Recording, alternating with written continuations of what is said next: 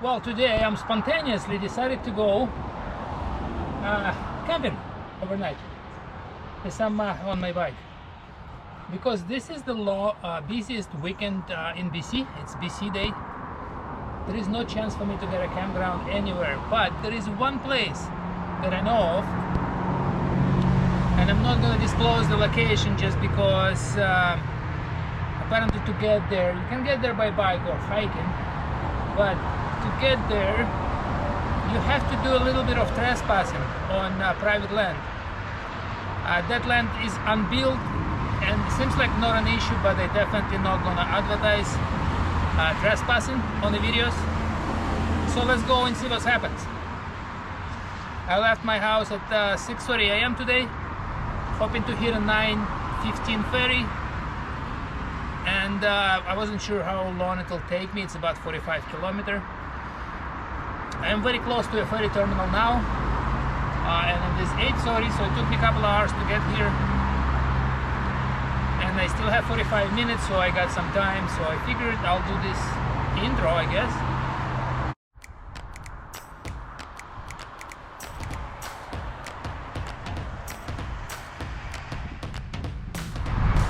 We're approaching ferry terminal. This is Sydney, British Columbia, Vancouver Island. I'm about 40 kilometers from my home, and we're gonna go on one of those Gulf Islands. As I said, this trip was very spontaneous, and I just kind of threw everything together, grabbed my bike, and I went. My wife had a package of dry food, so that will be my supper today. I hear on the campground there is water, but it is under boiling advisory. I do have my filter with me, so this will be one of those another unique experiences.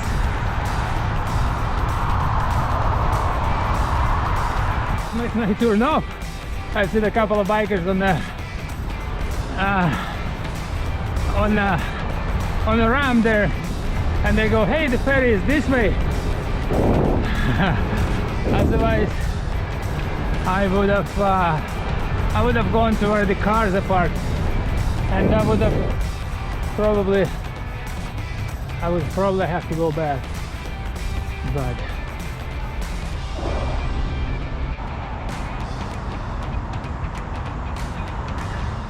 I just gotta get some cash because I might have to pay. I'm pretty sure I'll have to pay for a campsite,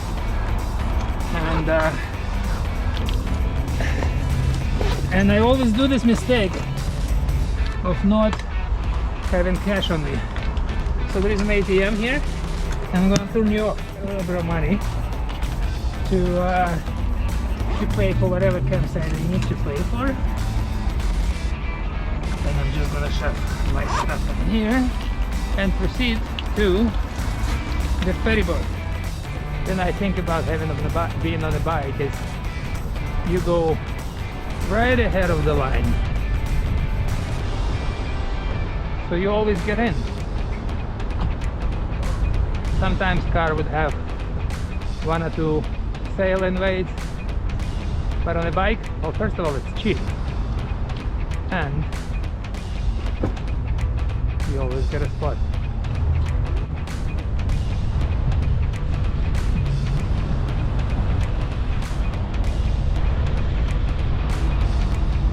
Right ahead of everybody. There comes their boat.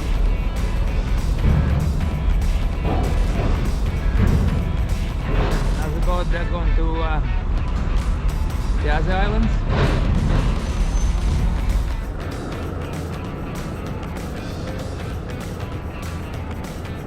Beautiful day today. It's gonna be bombing 28 degrees. It's hot. It's already getting hot.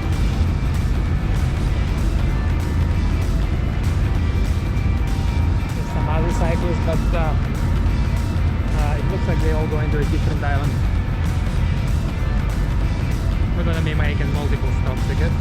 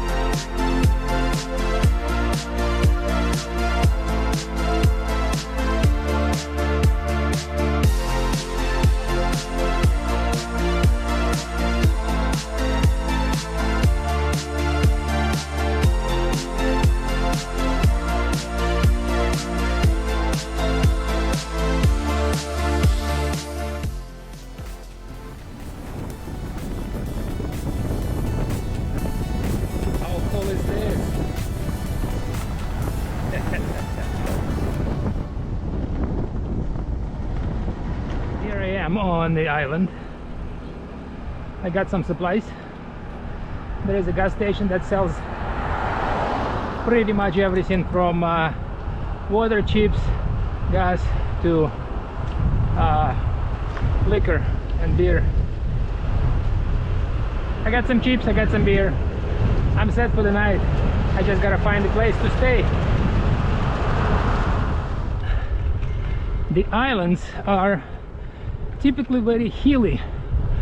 This one is certainly no exception. There's a lot of up and down. People seem to be very friendly.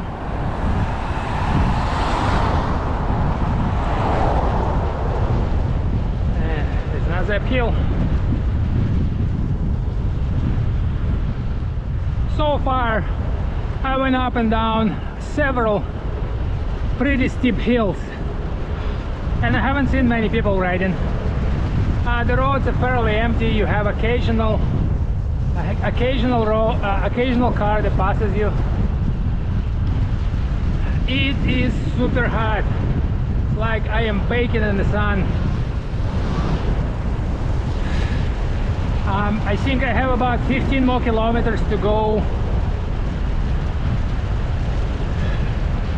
and I really hope I can get a spot, camping spot, because I hope it's worth it. Big hills, down hills. Beautiful island though. Well, of course, the bikepacking trip cannot be a bikepacking trip without some gravel. I am approaching the campground, close to it anyways. And then I've seen a couple of bikers leaving, and I asked them if there are any spots, and they said yes. This place have two campgrounds, two small ones. I didn't ask which one had the spot, so I'm gonna go. Oh, I guess I'm gonna have to drive around and figure it out. But the good news, there are some spots. It's been a very, very hot trip. I am sweating buckets, and I've been on the road for 8 hours. Sorry, 7 hours,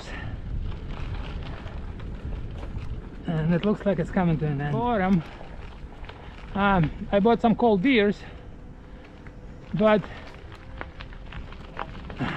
that was 30 kilometers ago, and I think it's around 30 degrees outside, so they must be pretty warm by now. Not a good feeling to drink warm beers, but I'm not going back. Maybe I can put them in the ocean. It's beautiful forest out here.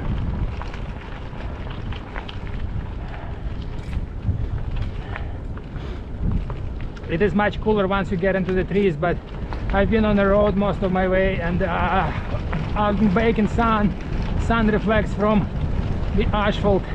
I think my neck is burned, but yeah, I have a little towel that I have in the cup holder that I've been using. It helps a lot.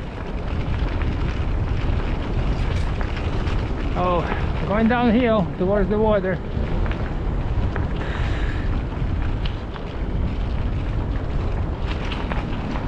I'm really thirsty. I'm trying to preserve water a little bit until I know what's going on with drinking water in here.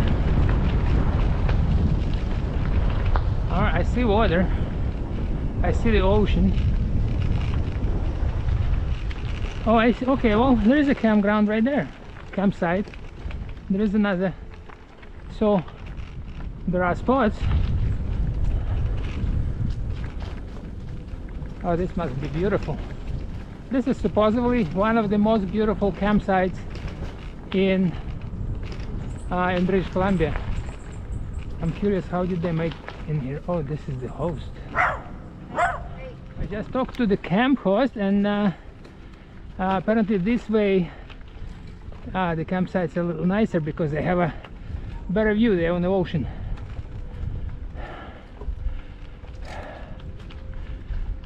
So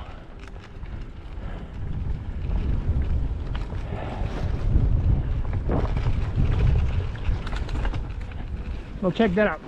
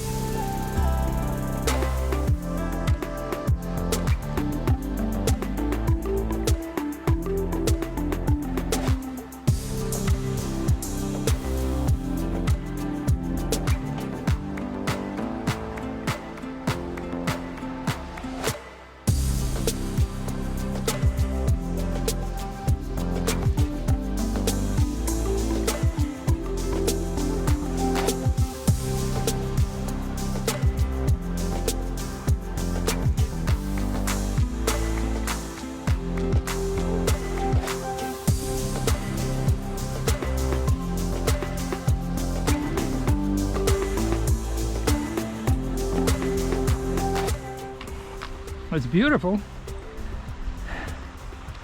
but where is the campground? All right, gravel riding on a horse trail. Beautiful though, look at this views.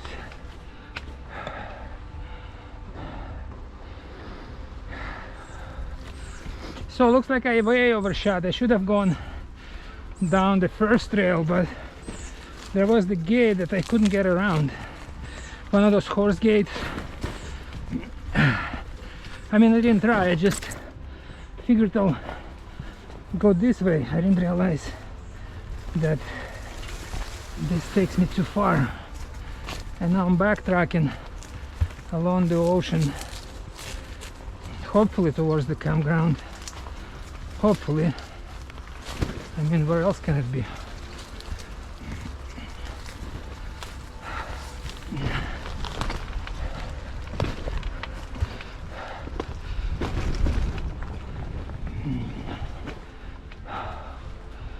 Oh, this is misery.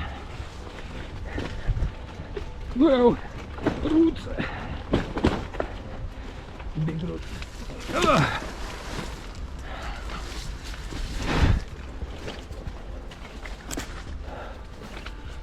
Okay, this is, I'm getting like into the forest completely in here.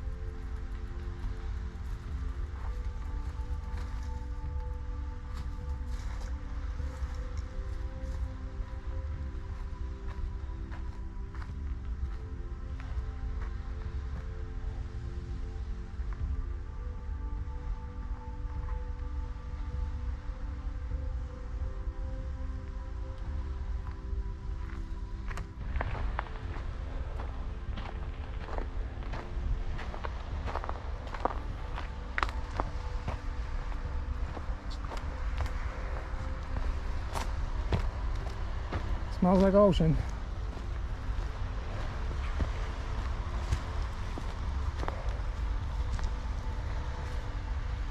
Well, that is my home for today.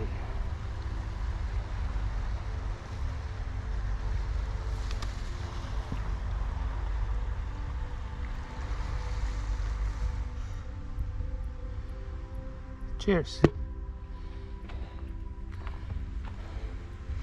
Seems like after bouncing around on that horse trail, it seems that I lost my GoPro stick. which is very unfortunate. I'm gonna go back and I'm gonna look for it, but not right now. That was present from my son, so I definitely want to find it. And I'll look better in my bags, because last time I used it, I put it in the bag, but I didn't zip the bags up because after the store I had too much stuff. I couldn't lock them, so I left them open thinking I'm riding on the road. But when I got to that horse trail, I should have clued in, but I didn't. So I'll go back and I'll look for it. But right now I'm gonna have this beverage. I should check for ticks later. I'm gonna have this beverage before I do anything.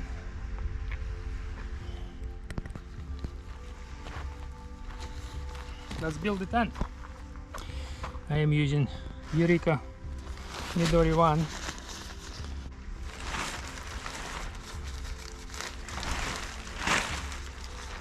know which way is up. I guess it doesn't really matter. I want my view to be the ocean. The tent has a fly.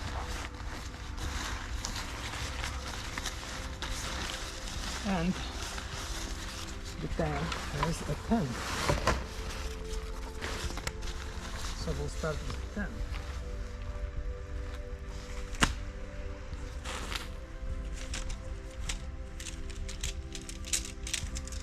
These are poles.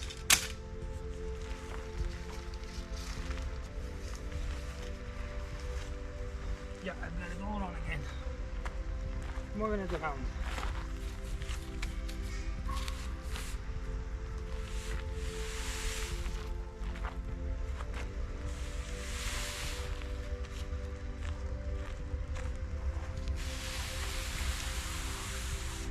As I mentioned, I want the ocean be my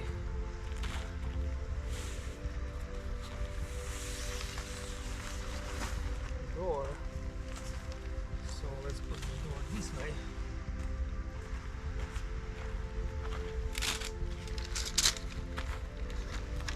We got some poles, aluminum poles.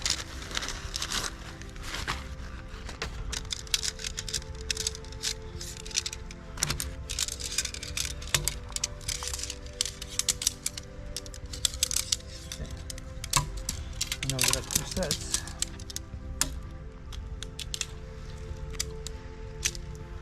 Build them up.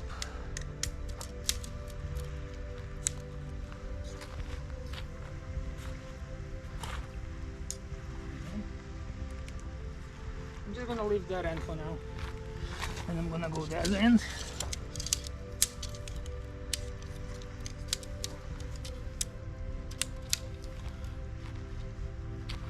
Cross.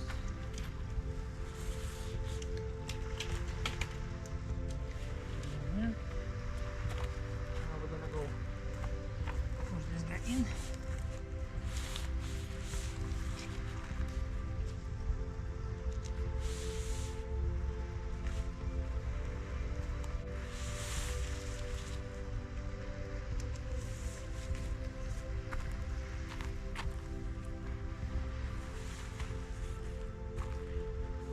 Top.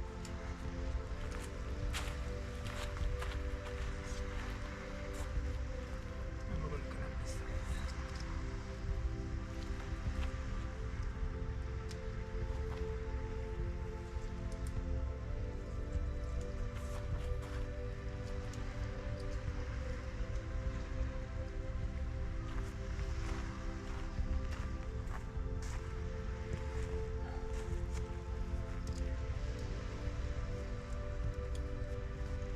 Hook up this for iron.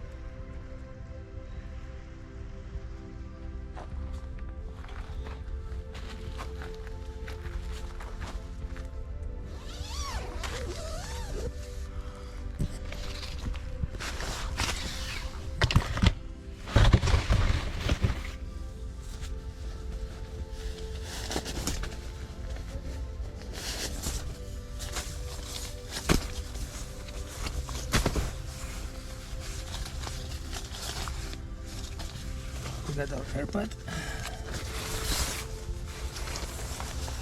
It's actually easier to inflate it outside.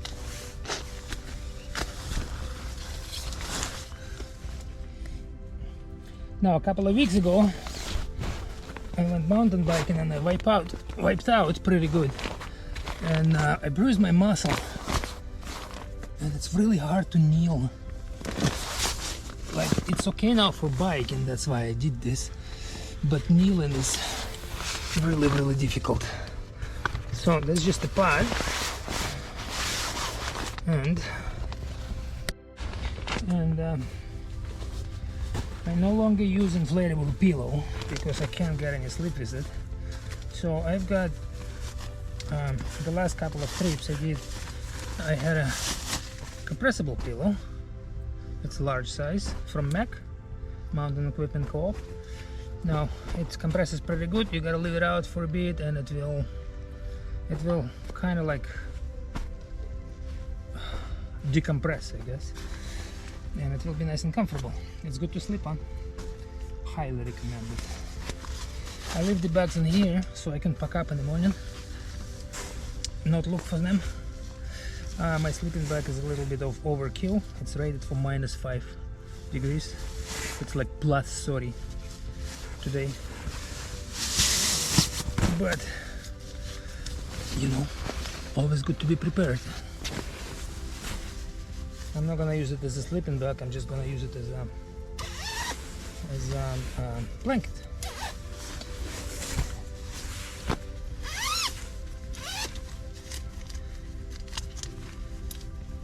Okay. Zippers are not my friends. All right, so just a blanket.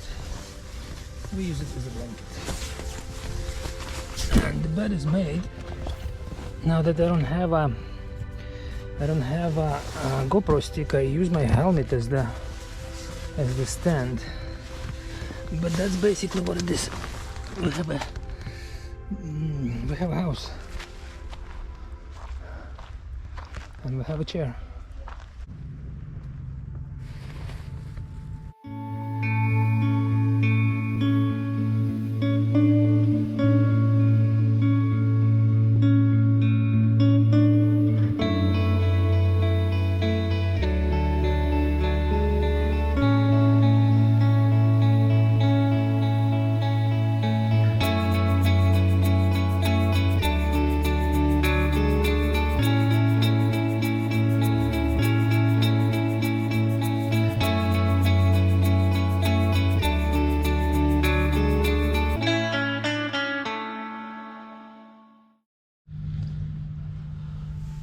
Well, here I am.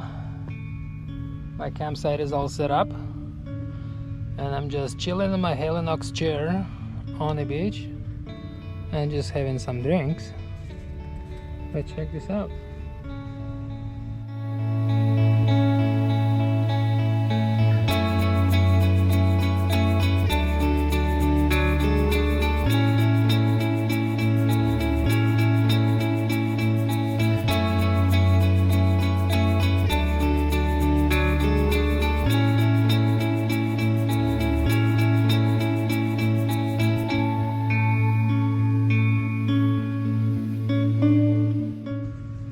Love this chair, even though it's a couple of pounds. It's totally worth bringing it with you, because you never know. Like right now, I'm staying here till the sunset.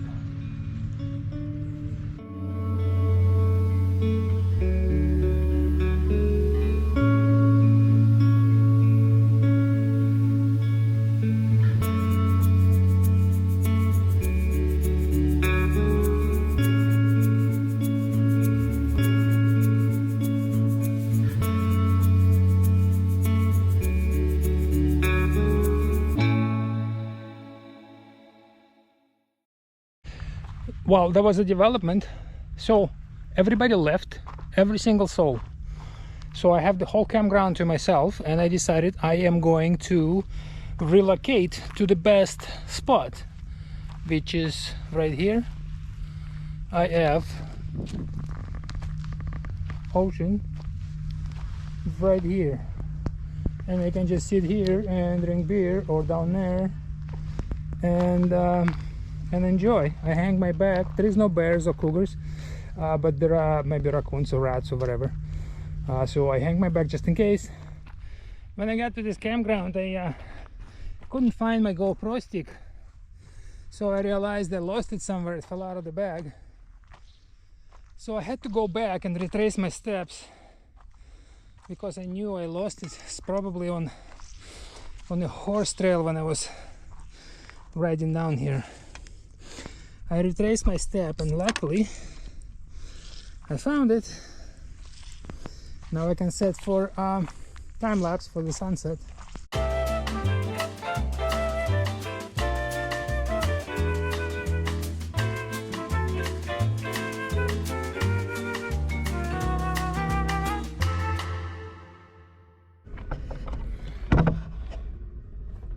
The silicone pad that extends, perfect for one person, perfect to make a dehydrated food. Ultralight, collapses into nothing, and it fits into a bigger pod. And inside this pod you can actually buy a silicone, two silicone mugs that fit in there. But I like my ultralight mug, like this one, just a cheap one from Mac, $16, super light, and it is doubles as a measuring cup, which is really handy if you're making food, dehydrated food. So that's the setup.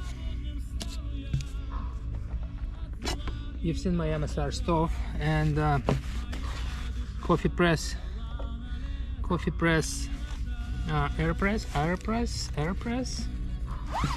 which you've seen me making coffee before. Basically, you put a filter in there, you put a coffee in there, you put hot water in there, you put it on a mug, and then you press it just like